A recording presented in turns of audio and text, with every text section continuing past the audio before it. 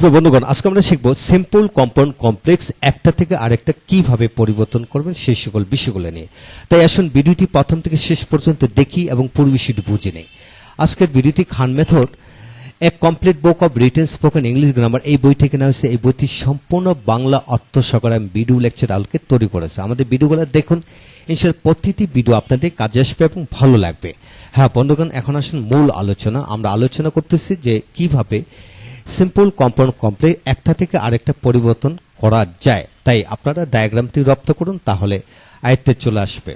তা যেমন দো অলদো যুক্ত বাক্যকে যদি সিম্পল করতে চান তাহলে ইনস্পার্ট অফ দিয়ে করতে হবে এবং কম্পাউন্ডে বাট দিয়ে করতে হবে। সিন্সেস বিকজ যুক্ত বাক্যকে যদি সিম্পল করেন তাহলে বিকজ অফ দিয়ে করতে হবে আর কম্পাউন্ড অ্যান্সার দিয়ে করতে হবে। ইফ অ্যাফার্মেটিভ বাক্যকে যদি আপনি সিম্পল করতে চান বাই প্লাস এনজি আর কম্পাউন্ড এন দিয়ে করতে হবে। আর ইফ নেগেটিভ যুক্ত বাক্যকে যদি সিম্পল করতে চান তাহলে উইদাউট প্লাস এনজি দিয়ে করতে হবে আর কম্পাউন্ড অর দিয়ে করতে হবে। সো ডেট যুক্ত বাক্যকে যদি আপনি সিম্পল করতে চান তাহলে টু প্লাস ভার্ব দিয়ে করতে হবে আর কম্পাউন্ডে অ্যান্সার দিয়ে করতে হবে। সো ডট দ্যাট যুক্ত বাক্যকে যদি সিম্পল করতে চান টু ডট টু দিয়ে করতে হবে আর কম্পাউন্ডে ভেরি অ্যান্সার দিয়ে করতে হবে। তারপর হলো রিলেটিভ মানে হয়ন যুক্ত বাক্যকে যদি আপনি সিম্পল করতে চান তাহলে এখানে তিন ধরনের বাক্য আছে। তিন ধরনের বাক্য একই সাবজেক্ট হলে বার প্লাস এনজি, ভিন্ন হলে বিং হ্যাভিং, মূলবাদ সমযুক্ত থাকলে এই নিয়মে করতে হবে আর কম্পাউন্ডে সবসময় অ্যান্ড, তবে কারণ যুক্ত হলে অ্যান্সার দিয়ে করতে হবে। তারপর আসুন রিলেটিভ প্রনাউন। হ্যাঁ বন্ধুগণ, রিলেটিভ প্রনাউন হলো এখানে 9টি। এখানে প্রতিটি নিয়মেরই কিন্তু অনেক বড় বড় গঠন প্রণালী রয়েছে। যেন হু দিয়ে 12 ক্যাটাগরি রিলেটিভ প্রনাউনের বাক্য পাওয়া যায়। কমপ্লেক্সের ক্ষেত্রে সেগুলো সিম্পল করতে হয় সাধারণ এই নিয়ম দিয়ে। তারপরে হুচ দিয়ে 10 ক্যাটাগরি বাক্য পাওয়া যায়। তারপরে ডেট দিয়ে 6 ক্যাটাগরি বাক্য পাওয়া যায়। তারপরে এইগুলা দিয়ে 4, 5, 7 ভাবে ধরনের বাক্য পাওয়া যায়। ইতিমধ্যে এদের উপর ভিডিও লেকচার আমরা দিয়েছি। তো বন্ধুগণ, তো একটু হিসাবটা জেনে নেই যে প্রথম ভিডিওতে আমরা 4টি নিয়ম মানে 3, 4, 12টি নিয়ম দিয়ে আমরা আলোচনা করেছি। তারপর দ্বিতীয় নিয়ম দিয়ে আমরা এখানে টোটাল 5টি গঠনের বাক্য, 5টি মানে 3, 5, 15টি নিয়ম নিয়ে আমরা আলোচনা করেছি। তারপরে তৃতীয় নম্বর ভিডিওতে আমরা হু বিশিষ্ট বাক্য অর্থাৎ 12 ধরনের বাক্য পাওয়া যায়।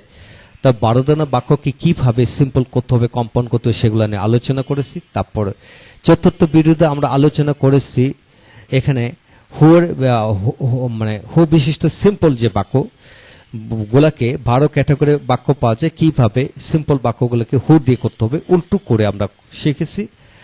তারপর হলো পরবর্তী ক্লাসে আমরা দিয়েছি 5 নম্বর বাক্য হুচ দিয়ে। তারপর 6 নম্বর বাক্য ভিডিওতে আমরা হুচ দিয়ে 10 ক্যাটাগরি বাক্য পাওয়া যায় সেগুলো আলোচনা করেছি। 6 নম্বর ভিডিওতে আমরা আলোচনা করেছি 6 ক্যাটাগরি বাক্য ডেট দিয়ে পাওয়া যায়, কিভাবে কমপ্লেক্স থেকে সিম্পল, সিম্পল কমপ্লেক্স এগুলো করতে হবে সেগুলো দেখাই দেওয়া হলো।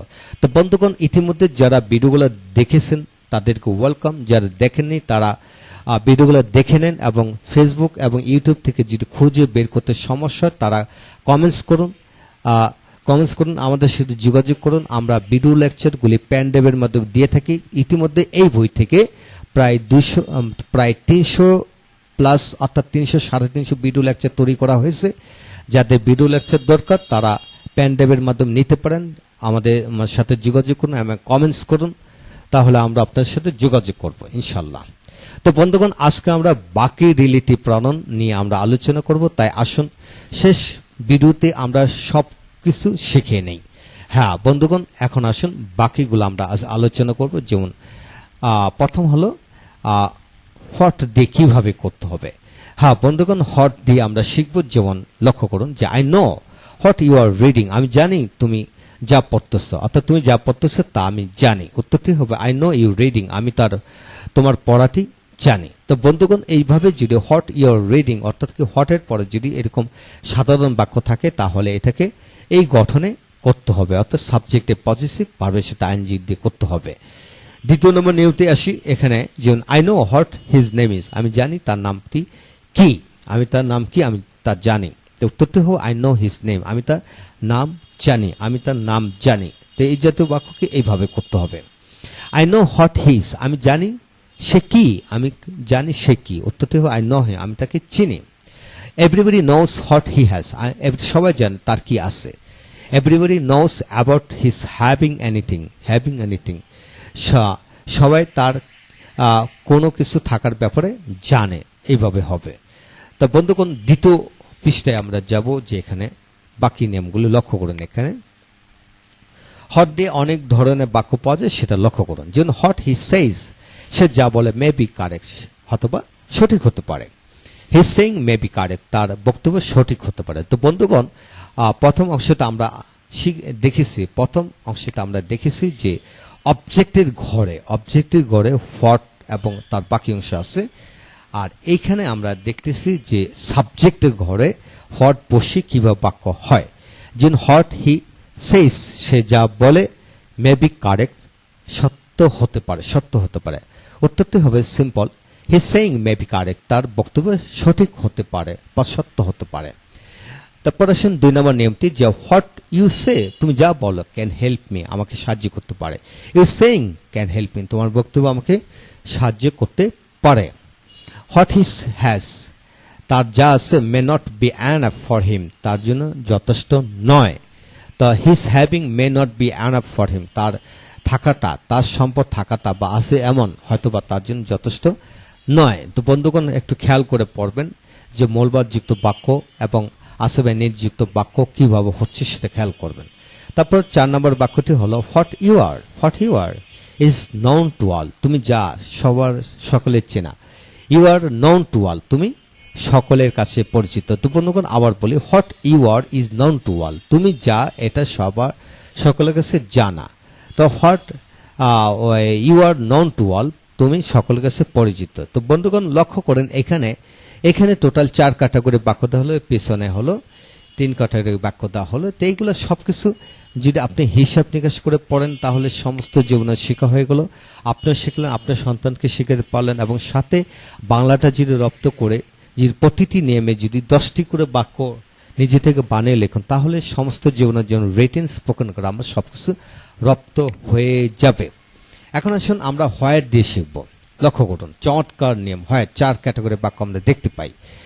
যেমন Gazipur is the place where I was born, Gazipur একটা জায়গা যেখানে আমি জন্মগ্রহণ করেছিলাম। উত্তরটি হবে Gazipur is my birth place, Gazipur আমার জন্মস্থান। উত্তরটি হবে গাজীপুর আমার কি জন্মস্থান। I know the place where he lives, আমি জায়গাটি চিনি যেখানে সে থাকে।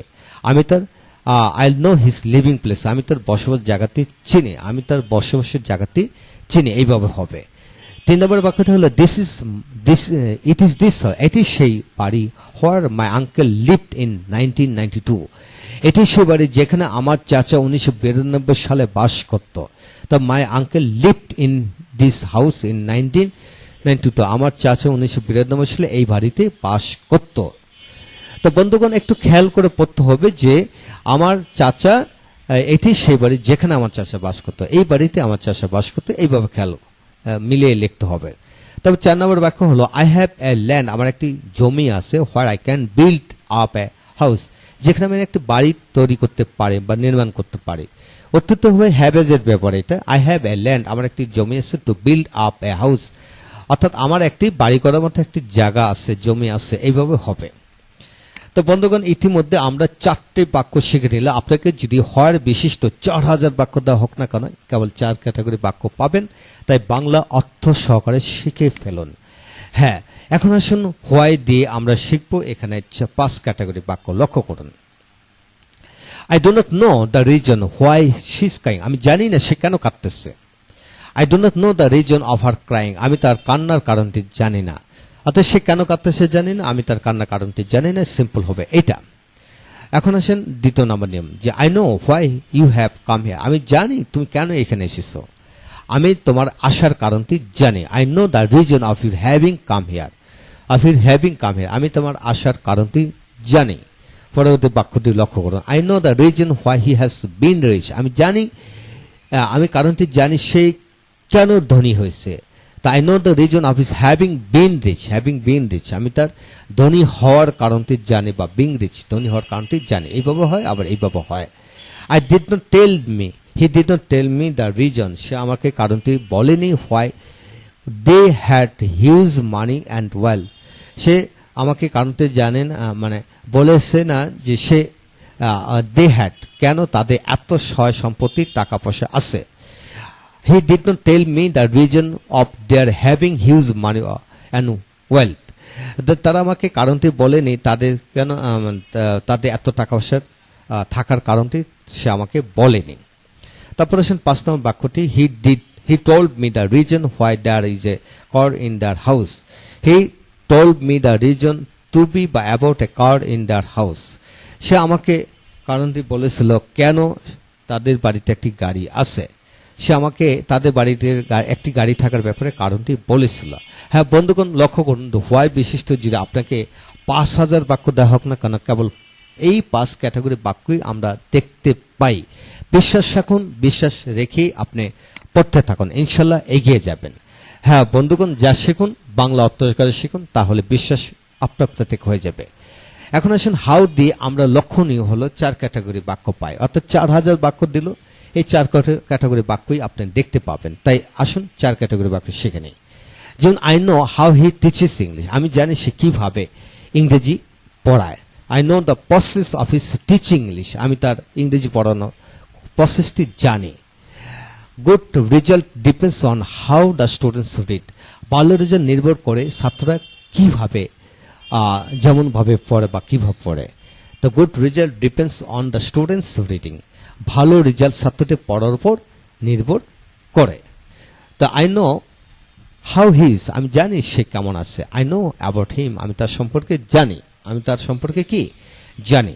I know how old you are, আমি জানি তোমার বয়স কত। I know about your age, আমি তোমার বয়স সম্পর্কে জানি।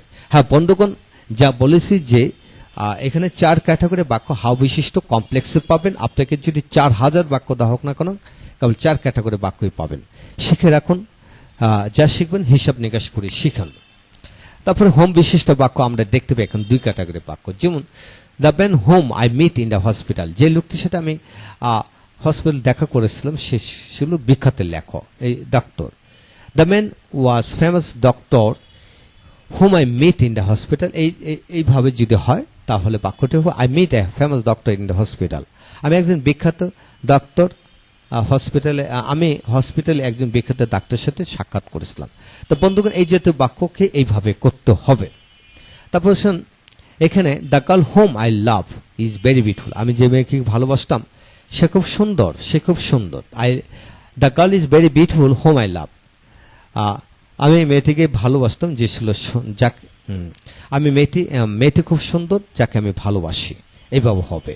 তো উত্তরটি হবে সিম্পলে I love a very beautiful girl, আমি একজন সুন্দর মেয়েকে ভালোবাসি, খুব সুন্দর মেয়েকে ভালোবাসি। তো বন্ধুগণ, এখানে আপনাকে 2 ক্যাটাগরি বাক্য, যে এখানে 2-4 ক্যাটাগরি বাক্য দেওয়া হলো, আপনার 4000 বাক্য দিলে এইভাবে পাবেন, এর বাইরে কোনো বাক্য নেই। এখন আসুন হুজ এর ব্যবহার। যেমন এখানে 2 ক্যাটাগরি বাক্য দেওয়া হলো, যেমন I love a boy whose name is সাদিমাম, আমি একটা ছেলেকে ভালোবাসি যার নাম হলো সাদিমাম। উত্তরটি হবে I love a boy named Sadim, আমি সাদিমাম নামে একজন ছেলেকে ভালোবাসি, এইভাবে হবে। The girl whose name is Mukul, the teacher whose name is Mukul teaches us English, আমাদেরকে ইংরেজি শেখায়। মানে যে শিক্ষকটির নাম মুকুল তিনি আমাদেরকে ইংরেজি শেখায়। উত্তরটি হবে দ্য টিচার নেমড মুকুল, মুকুল নামে একজন শিক্ষক আমাদেরকে ইংরেজি শেখায়। তো বন্ধুগণ, যা শিখবেন বাংলা অর্থ করে শিখুন, সমস্ত জীবনের জন্য শেখা হয়ে যাবে, রিটেন স্পোকেন গ্রামার রপ্ত হবে। প্রতিটি বাক্যই ব্যতিক্রম এবং অর্থ ব্যতিক্রম, এইগুলি আমরা রিটেন স্পোকেন, এগুলি আমরা যখন স্পোকেন করাই বারবার এগুলি আলাদা করে লিখে শেখায়। তো বন্ধুগণ, এই বইটি আপনারা সংগ্রহ করুন, ইনশাল্লাহ সমস্ত জীবনের জন্য আপনার রপ্ত হয়ে যাবে। এবং এইভাবে বাংলা অর্থ শেখারে হিসাব নিকাশ করে পড়ুন, ইনশাল্লাহ ভালো থাকুন। পরবর্তী ভিডিওগুলো আমাদের দেখুন এবং আবারও বলে রাখি, যারা সকল ভিডিওগুলো পাচ্ছেন না ইউটিউবে এবং ফেসবুকে, তারা কমেন্টস করুন। যাদের ভিডিও লেকচার দরকার তাদেরকে অবশ্যই আমরা ভিডিও লেকচার দেওয়ার ব্যবস্থা করব। Thank you very much.